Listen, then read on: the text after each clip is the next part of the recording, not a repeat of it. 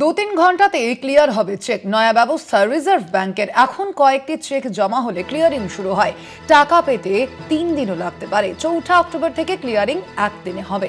2026-এর 3রা জানুয়ারি থেকে তা 2-3 ঘন্টায় নেমে আসবে। চেক ট্রানজাকশন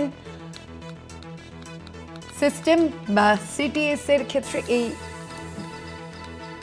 যে নয়া ব্যবস্থা তা যথেষ্টই গুরুত্বপূর্ণ বলেই মনে করা হচ্ছে।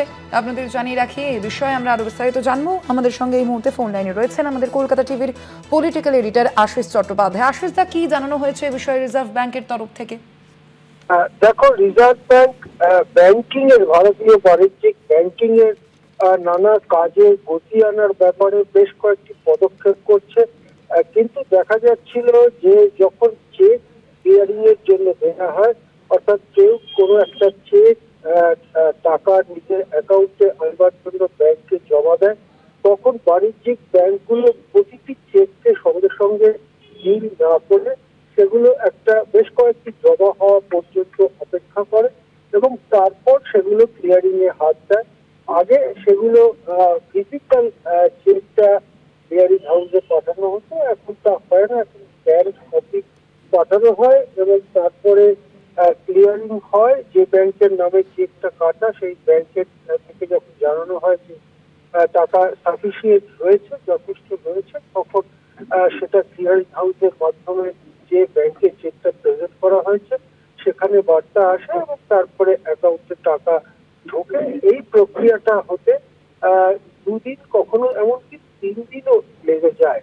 এই পরিস্থিতিটার উন্নতি করবার জন্য চেক ট্রানজাকশন সিস্টেম বা সিটিএস নামের একটি নতুন ব্যবস্থা চালু করতে চলেছে এবং বছরের অক্টোবরের 7 তারিখ থেকে এর প্রথম দফার কাজ শুরু হবে। এই কাজটা মোট কথা হচ্ছে, চেকগুলো বেশ কয়েকটি চেক জমা হওয়া পর্যন্ত ফেলে রাখা যাবে না। যে মুহূর্তে একটি চেক জমা হবে ব্যাংকে, তখনই সে চেকটি নিয়ে কাজ শুরু করতে হবে, টাকা স্ক্যান করা এবং ক্লিয়ারিং সংস্থার মাধ্যমে যার চেকের নামে চেক কাটা তার কাছে পাঠানো হবে এবং সেই ব্যাংক যখন জানাবে যে হ্যাঁ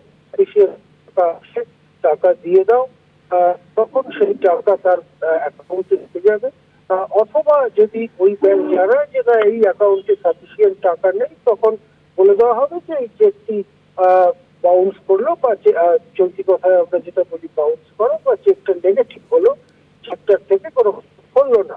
এই গোটা ব্যবস্থাটা, এটা T+1, অর্থাৎ যেদিন প্রেজেন্ট করা হবে তার পরের দিনের মধ্যে সম্পন্ন করা হবে।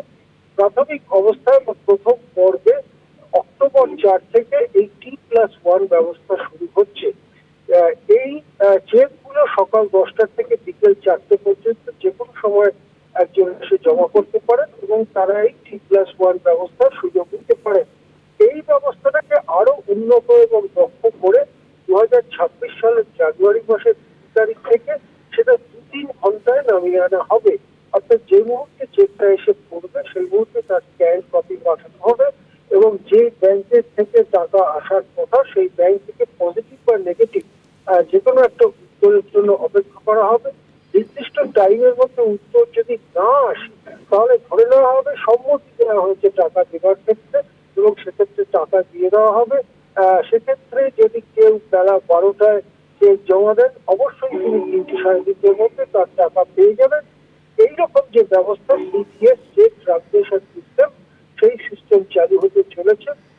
অভিজ্ঞরা মনে করেন যে চেক ক্যাশ হতে, চেক থেকে টাকা নিজের অ্যাকাউন্টে ঢুকতে যে পরিমাণ সময় লাগে তাতে গোটা প্রক্রিয়াটা অনেক ধীর হয়ে যায় এবং তারপর যে জিনিসটি আর লোককে অনেক সময় ব্যবহার করতে চান না, তার বদলে এনইএফটি, সিটিএস এর ধরনের টাকা লেনদেনের ব্যবস্থা এবং ইউপিআই এর মাধ্যমে টাকা লেনদেনের ব্যবস্থা মানুষ ঢুকতে চান।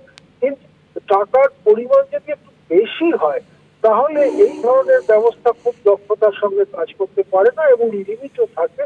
সেক্ষেত্রে চেক ছাড়া উপায় থাকে না। তাই একদিকে যেমন ইউপিআই ব্যবস্থা, মোবাইলের মাধ্যমে টাকা লেনদেন, অন্যদিকে ব্যাংকের মাধ্যমে এনইএফটি, আরটিজিএস এর মাধ্যমে টাকা লেনদেনের ব্যবস্থা রয়েছে, যেখানে সঙ্গে সঙ্গে টাকা চলে যায়। তার পাশাপাশি এবারে চেক চেক ক্লিয়ারিং এর যে নতুন ব্যবস্থা রিজার্ভ ব্যাংক এবং বাণিজ্যিক ব্যাংক সেটা অনুসরণ করে, তার ফলে চেকেরও টাকা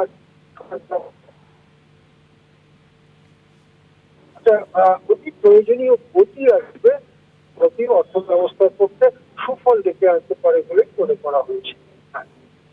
ধন্যবাদ আপনাকে আশিস। আমরা কথা বলছিলাম, আমাদের সঙ্গে ফোন লাইনে ছিলেন আমাদের পলিটিক্যাল এডিটর আশিস চট্টোপাধ্যায়।